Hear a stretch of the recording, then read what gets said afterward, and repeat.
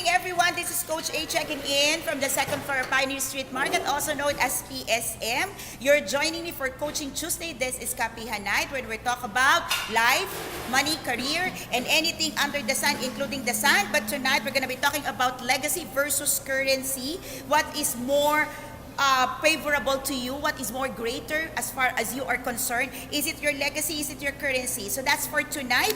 Okay, you're joining me right now live. Okay, from Decaf Coffee Republic. We exist for two things. We inspire people and help transform lives. If this is the first time that you are joining me, I am Coach A and I'm a certified life coach. And there are two things that I do. One thing is I empower people to be mentally fit so you can stay alive and live beautifully. I coach people back to life of freedom, joy, happiness, and most especially back to a life of control where you can control your emotions, your fears, your anger, and everything in your life. So anything that happens to your life, you don't pass the blame to other people. If this is the first time that you are joining me, I'm also the country representative of the Life Coach Training Institute that is based in Texas, Dallas, USA. Good morning to Coach Kendra. If you're watching, hello, hello. By this time, it's about 7 o'clock in the morning in your place, okay? One thing that I do here as the country representative or the global partner for the Asian region is I do life coach certification program in behalf of the institute. So just in case you are a naturally gifted life coach, okay, if you are doing coaching right now, if you are a coach in your family, you are coaching in your workplace, if you are coaching people who are valuable to you, or you are an accidental coach, meaning you are hired to be a coach and you need training, you need certifications, we invite you to look into our life coach certification program. Our batch 11 is coming up right next September 29 and October 6. That is this coming Saturday. So just in case we still have slots, okay, Attorney Claire, okay, is still campaigning for her classmates on Saturday. So just in case you are available to join us for batch 11. So far, by far, we have certified 68 life coaches in the Philippines since we've started in November, and we are celebrating our existence in the Philippines in one year by November. So we are buying for Race to 100 life coaches, and we invite you to be part of our program. So there are still 3 certification classes upcoming for the remaining 2 months, but we really would like you to join future Coach Claire, Attorney Claire, 99% attorney by this time, okay, but for life she will be a life coach. So batch 11 is September 29 and October 6, okay. So if you're interested, please call 0917-586-1661, or you can just message us directly and we will share with you how it is to be part of our global community and thriving coaches in the Philippines. For tonight, I want to honor the presence of our certified life coaches in the house. Okay, and we've got brand new guests, first timers in the house. Okay, so welcome. Thank you for coming and joining us for tonight. Okay, we've got also people who are coming back. Okay, so hindi mga first timers pero mga nagbabalik. So magandang gabi. Okay, the sounds that you are hearing are real. Hindi po sila canned sounds, but you cannot see our guests for 2 things. Number 1, it is their privacy that we would like to protect. So ako lang po ang nakikita ninyo. But another thing is we would like to invite you and experience first time their presence. So if you are free one of these Tuesdays and Thursdays, so I'm doing a coaching talk every Tuesday and Thursday, please come over and join us here at Decaf Coffee Republic. Okay, let me just take this moment to really explain where we are located, because a lot of people are this morning I have somebody, Joy, if you're watching, hi. Okay, she messaged me very early. I'm not sure if she's able to come tonight, but she messaged me very early and said, how do I get to your place? Okay, the name of our building is Pioneer Street Market, also known as PSM. So Pioneer Street Market is not the street. We are located along Reliance Street inside HMR parking compound across TV5. So Pioneer Street Market is really the name of the building. Okay, for short, it is PSM. So mga naguguluhan po, pangalan po talaga ng building namin yon. Okay, and I don't know for some people, bakit kasi yan ang name ng building, hindi po namin alam, kami po ay tenant lang dito. Okay, so, but that's the name of the building. So, if you are commuting, if you are coming from EDSA, you can take a tricycle. Okay, Boni Station, you can take a tricycle beside Robinson Forum. There's a McDonald's there, not promoting the place, but there's a tricycle along that side, and you just tell them to bring you to Pioneer Street Market or PSM or across TV5. So, whichever is convenient and you can remember.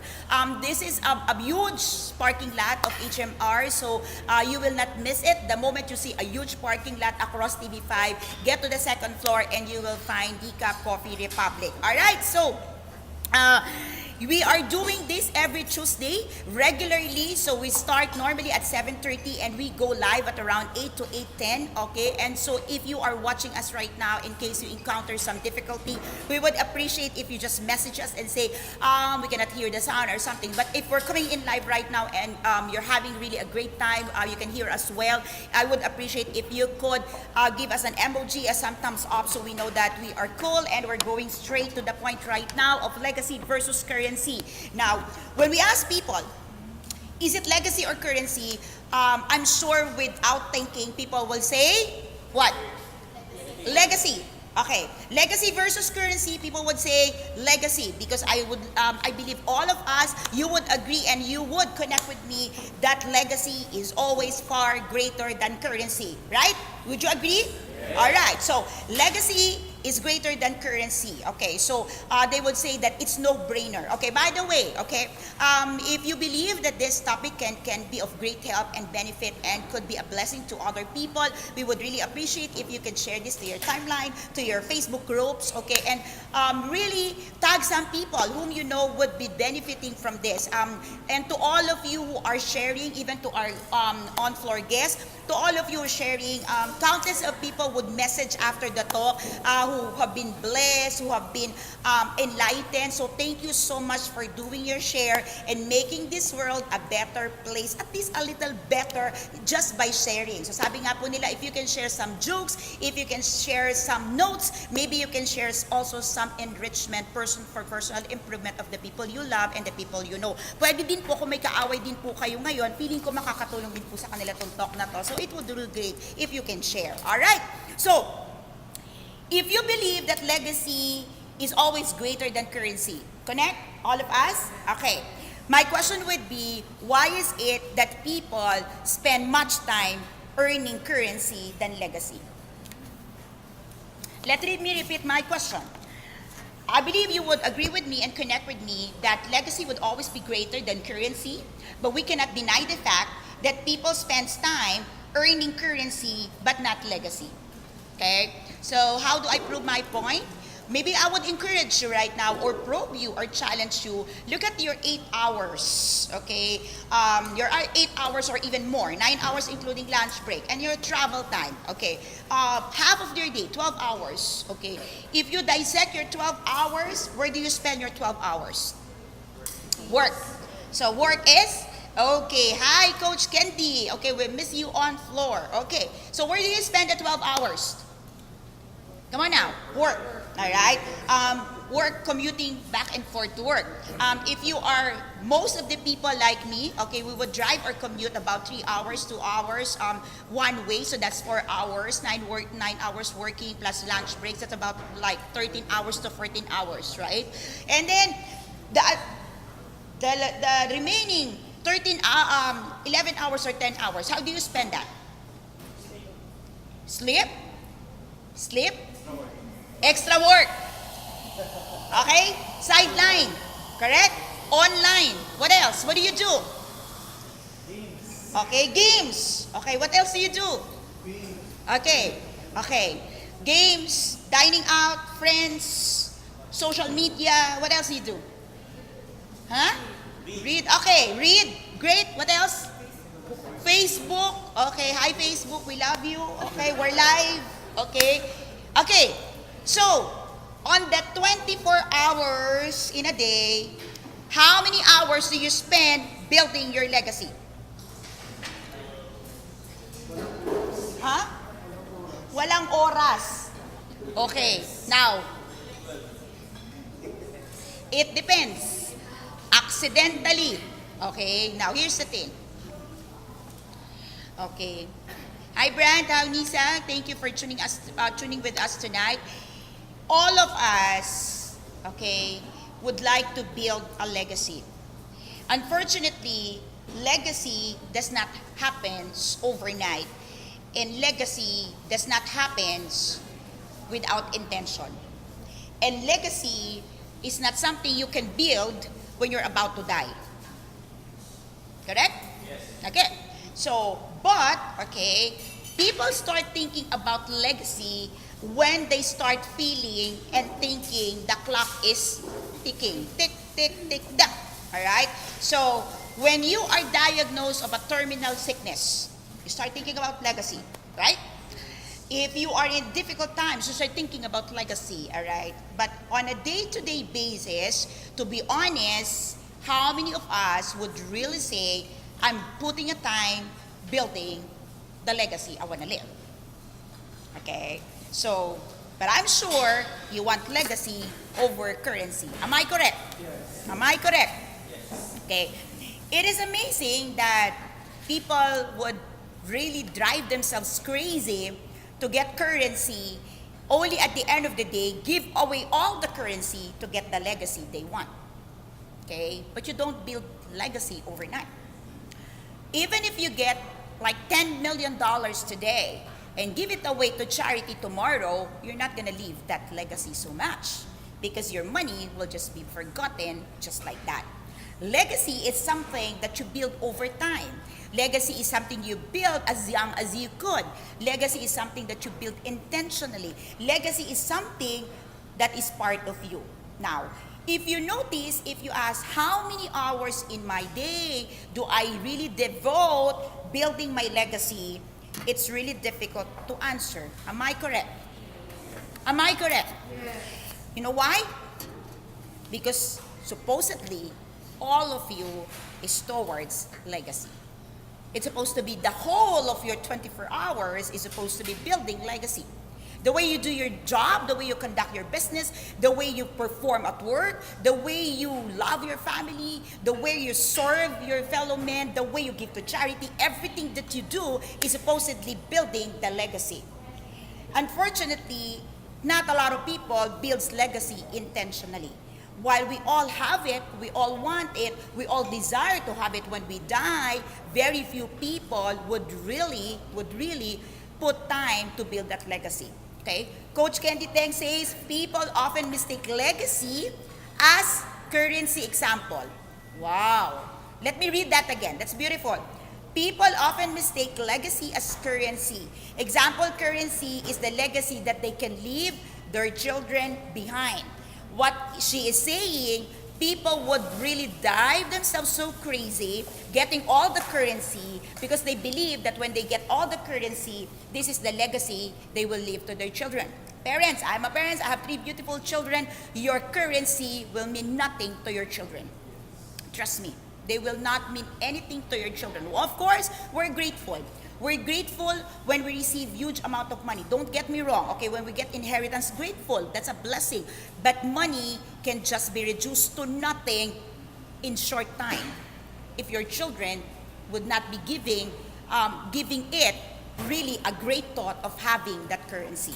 If your children despise the currency that you left behind them, sandali lang po yan, ubos yung currency na yan. Alright? So, it's great if you can give them really a beautiful life, a convenient life, a comfortable living. But more than the currency, our children needs more than to have.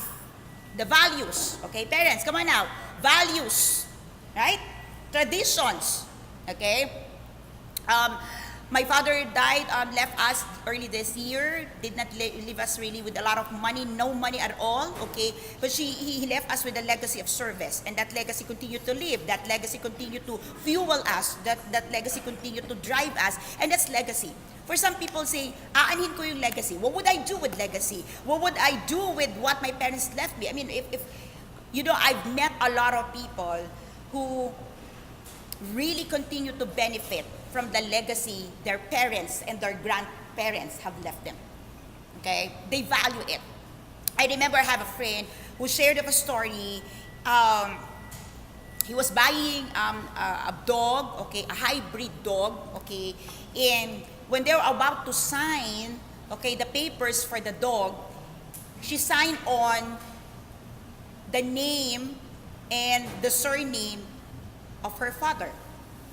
And the owner, the one who's selling the dog, said, "How are you connected to Mr. X and X?"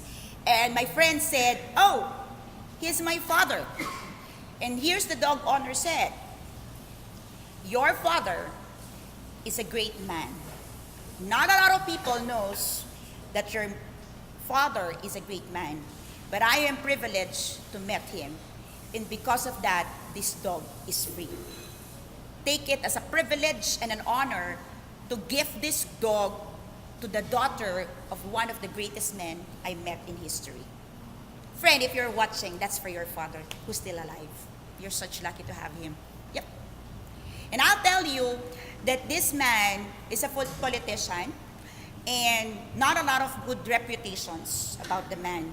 But here's my friend said, this man's statement upholds the dignity of my father, at least in my eyes, in my experience. So, if you are a parent, soon to be parent, planning to be a parent, okay, it doesn't really matter what the world tells about you. It doesn't really matter how the corporate settings would define you. Sometimes we are in a corporate world that is really crude and destroy our reputation. What matters most is we do our legacy, we express our legacy, we build our legacy to the people who would value what we do. All right? So, I want to share with you 5 things that you can do to build your legacy. Are you ready? Okay. First is relevance. Relevance. People today screams from the top, from the mountaintops, from all areas and walks of life, and tells you social media, mobile devices, video, audio, and all of this is the future. Would you agree with me? They tell you that. Be in social media, be present, and everything to stay relevant. If you are working, if you are in a corporate world, if you are doing business, people will tell you if you want to stay relevant, you have to be seen in the social media. You have to be in the internet. You have to have websites. Oh, come on now. Right? You have to have a Facebook page. You have to be in Messenger. What else? You have to be in Twitter. You have to be in Instagram. All right? And all of this sort of things must be available if you want to be relevant. Okay. Let me test this. How many of you here got Facebook pages? Account. Facebook account? Okay. How many of you here got an IG? Instagram? How many of you here got Twitter? Halos lahat. Snapshots. Okay, and more. Tinder. So, Tinder. At least, you'll have around 3, right? You have Pinterest. You have LinkedIn, right? Okay. At the very least, an average person would have at least 3 social media accounts. Okay? Not to mention your emails. Okay? And then you've got your Yahoo, you've got your Gmail. You notice that? You've got your Yahoo email, you've got your Gmail, and at times you still got your corporate account. Would you agree with me? Okay, let me ask you. How many of you have here a regular mailing system for your families? Ano daw? Mailing system. How often do you really communicate with the family members? That's the thing. You reduce your, you know what they said, if you're there watching with me, group chat, messenger, that's it. You reduce the people you love to the ordinary people you communicate in the internet. Make sense? Ouch. That's just number 1. How many of you would have a regular schedule calling the people you love? Really? Picking up the phone and say, hello, how are you? What's up? How's it happening? What's happening out there, wherever you are? How many of you does intentionally send an email? Well, I was about to say, how many of us still do The mail system. Really? None, right? Okay, the postal. Okay, the last time I did, hindi nakarating yung sulat. So, in-email ko na lang. So, hindi ko masasabi yan. In-email ko na lang. Okay, so, how many of us? My point here is, every day of our lives, we keep attuned, updated with all our postings in the internet. Come on now. You've got your calendars, you've got your reminders, you've got everything in there. But how many of us do really connect with the people we love? How many of us really invest time sharing to the people we love what we are so good at? Do we have our skills? We've got our talents, correct? Come on now. Oh, wala nang sumagot. Ayaw po nila akong kausapin. Si Tim na lang kausapin ko. O, di ba? Tim? O, hindi rin niya ako kinausap. Tim, okay ka lang? Hi, Tim. Sabi ko na nga ba na wala na si Tim. Alright, so, we've got talent, skills, correct? Great things we have. Do we intentionally share it to the people we love? Wow, salamat, may isang sumagot. Birthday boy! Okay, now, if you want to build that legacy, relevance is something to begin with, but what we're striving is really significance. You can be relevant in social media, but that would be the beginning and the take-off point for you significant to your family members. I'm not gonna strip you off of your capacity, ability, and opportunity to keep the people you love updated through social media, which I also do. That's why there's relevance into it. But to be significant, here's one thing that you can do, or you must do. You need to understand that building that legacy must be intentional, must be scheduled, must be planned, and must be regular. It should not be something that just happen naturally, that happens by default, or happens like it's just there. Okay. If you can create programs, if you can create plans, if you can create templates for the things that you want to achieve for your life, then why not creating programs, templates, plans for really building that legacy for the people you really love? Making sense? Who can connect with me? Come on now. Me. Birthday kasi, okay? Active, okay. Start investing time. Start establishing connection and start sharing your expertise to the people you love. You might be the greatest artist, but even if your child can't even experience that creativity in you, then you're not building that legacy. You might be the most eloquent speaker, but if the people around you cannot even hear your beautiful story and personal circumstances, then it doesn't make sense anymore. You could be the greatest performer the world may know, but if the world is all it takes for you to be separated from the people you love, then what is legacy there? Okay. So, at the end of the day, legacy is for the people who knows you, who loves you, and for you, they matters. Some people loves you, some people knows you, but maybe they don't matter to you. Because if they really matter to you, you will not only strive for relevance, but also move towards significance. And significance is something they will remember even when you are gone.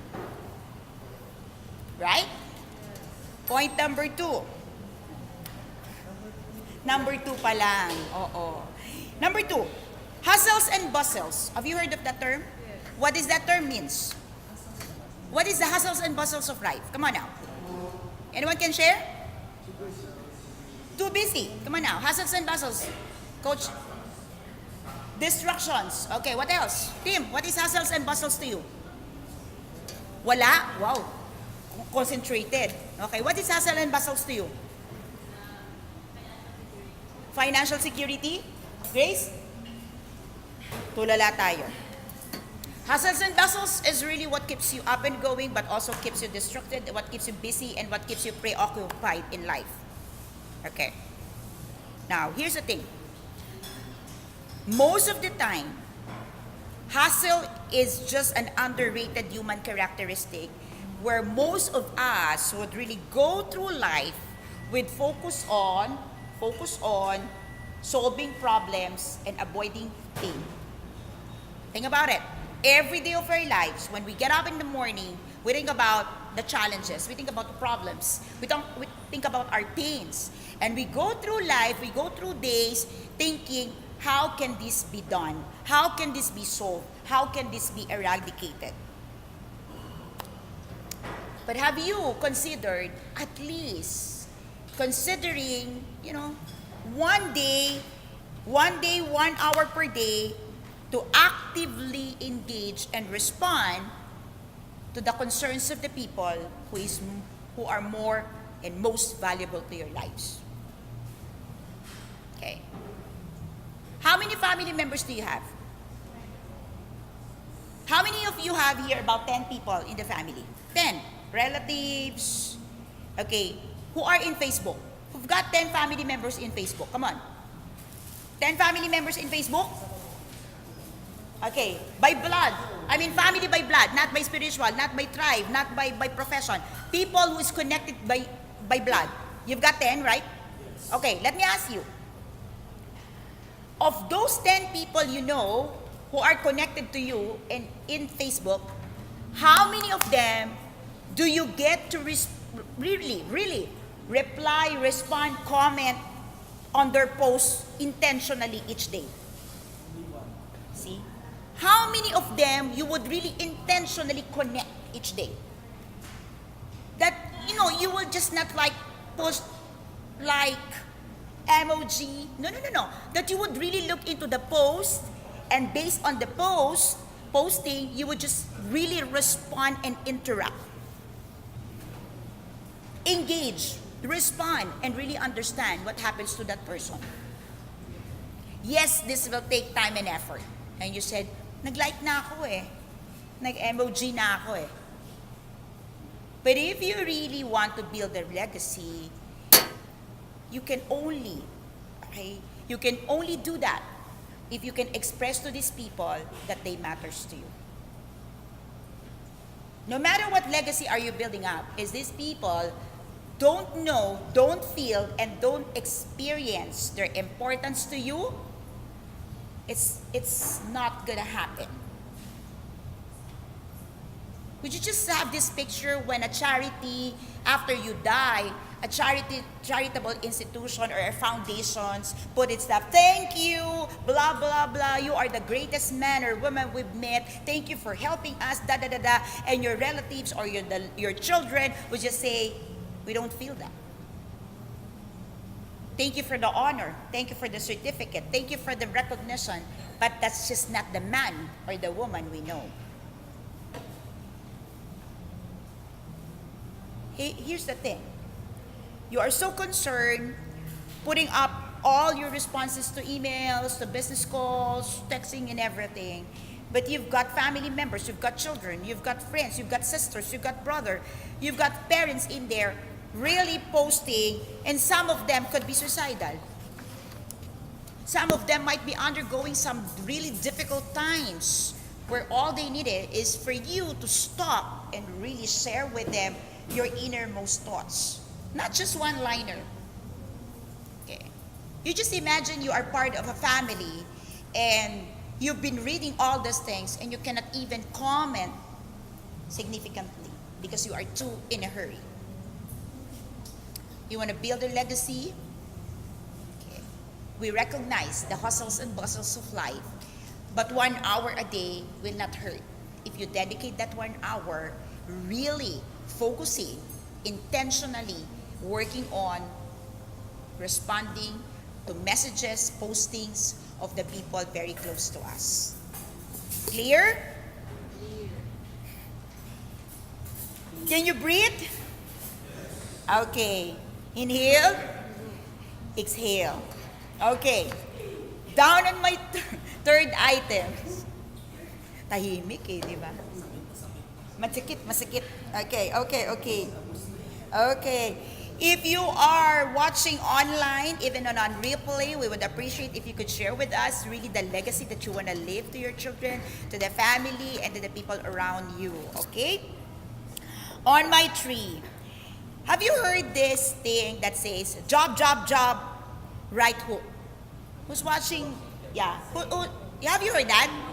Job, right hook. What does it mean? Job, right hook. Tama? Ganon. What does it mean, Coach? Soften it up first before you make The final blow. Okay. Job would be the first three that you soften, right? And then you give the final blow on the right hook. That's what they say. Okay. How many of you encounter problems with your families? Family members, by the way. Encounter problems with family members. Hey, connected? Hello? Okay. So if you are part of the family, you would connect with me that there are problems in the family. Yes? Okay. How many of you are guilty? Like me. Okay. My family members are watching. I'm guilty of this. We are so busy and we're not there. Oh, wala na nagtaas ng kamay. I'm guilty of that. Come on now. We're guilty of that, right? Okay, here's the thing. When family member tells us, you don't have time, you're not listening. Oh my gosh. What do you say? I'm busy. I'm working. Coach Orville. Okay, says hi everyone. Hi, Coach. Oh my gosh. Okay, how many members of our family have been trying to express something to us and all we got to say is we're busy. I'm occupied. I'm working on a project. Connect? Who can connect? Ngitian mo na lang ako.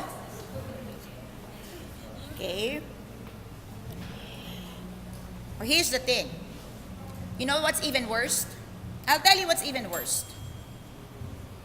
What is worse is you give a comment, you give a reply without thinking. Unthoughtful responses hurts them even more. Agree, Coach Tin? Yes. Guilty as charged?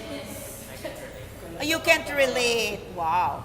Oh, may ganun talaga tayo, cannot relate. Okay. You understand what I mean? Yes, kaya shut up ka na lang. It's already difficult and it's already painful when we say, I'm busy, I don't have time, I do this and everything. But one thing I realized, what is even difficult and painful and to the people we love, is we give them unthoughtful responses. Sabi nga doon, may masabi lang. May pa. Diba? May ma-comment lang. May masagot lang. Correct? Okay, now, the job and right hook is something I want to share with you. The strategy if you want to build a legacy. Coach Mick says, our pretty boy says, soften it up. Job means like soften up. Okay, don't give the big blow immediately when you respond to the people you love. I'm guilty of that many times because I want to work efficiently. Okay, I'm not in a hurry. I just want to be very efficient. And I thought that giving it like big bang, that's it. No, it's not. If you're working on a legacy, the job, meaning the softening thing, okay, listening, embracing, you know, and really just taking time to understand what they're going through is the big deal to them if you're building a legacy. It might take time after the 3 job. It's not even a week or a month. It may take time until they're ready to accept your right hook. The problem with us, we want to build a legacy, but we always give the right hook. Who's guilty? Give me just a smile. Let's just give you a smile. Okay? All right. On my fourth, you want to build a legacy? You want to give a legacy? You want to build a legacy and leave a legacy again? Yes. Are you still with me? Yes. On my number 4, here's the thing. Do you have family members who loves to complain? Yes.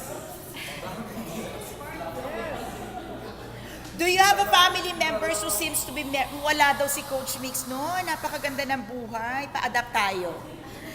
Do you have a family member who seems to be expressing all difficulties in life when you talk to them? Yes? What do you do with them?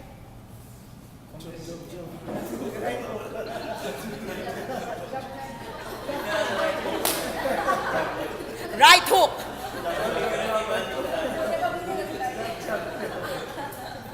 What do you do with these people? You give them a right hook? No, you don't do it. We're talking about legacy.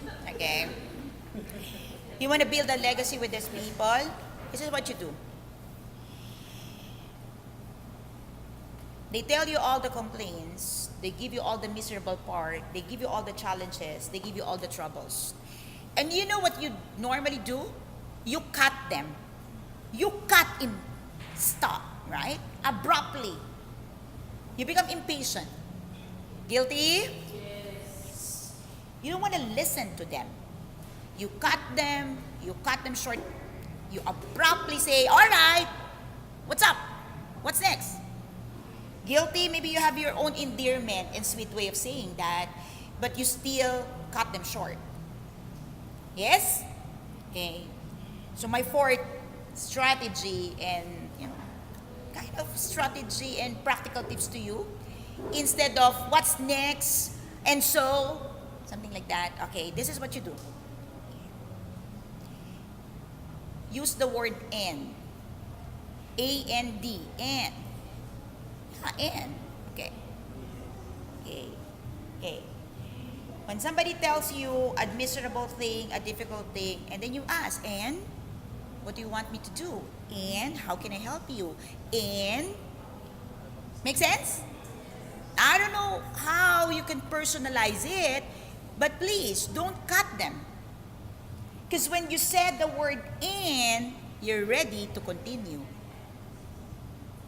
Make sense? And. Remember that life is a series of problems.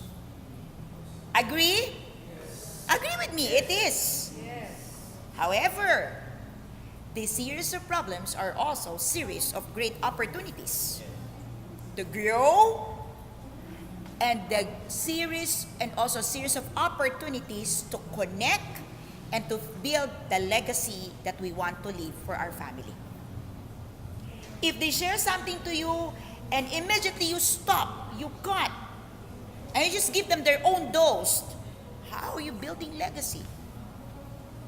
Okay?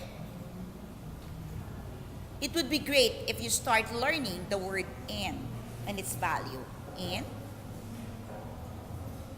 what's next? And how can I help? And how can I share with that burden? And making sense? Yes. Make sense? Sometimes you don't even have to give them money. Right? Some people speak of their financial difficulties. But maybe all they need is an opportunity to discuss with you their plans, their thoughts, their fears, the opportunities that they want to look into, but they cannot consider because they are fearful. Yes? Okay. And on my fifth, down on my fifth, would you like to guess? Down on my fifth practical tip and practical strategy to build your legacy. Anyone? At tumahimik. Don't give up. Do it. Drop. Kick. Walang kick. On my number 5. Okay. Focus. Focus on your strengths. Anong ginagawa ng strengths sa legacy?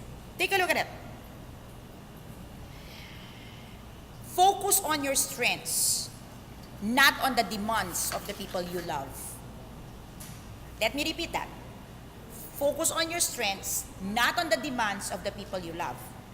Many times we are trapped into what they need, that we stretch ourselves too thinly and we give irrationally, okay? And we serve irresponsibly. Okay. But when you focus on your strengths, you give exactly what you are great at. You give exactly what is in your possessions. You give exactly what you can. You give exactly what will not exhaust you. You give exactly what you can give at its best. Okay. It's working? Correct? It will be effortless. Correct. And isn't your legacy is all about the things that you love to do? The things that you are great about? That it's your strength? So it will just flow naturally if you focus on your strength. But you would say that's not what they need. But you are not called to give everything they need. That's not what we're talking about here. We're talking about the legacy.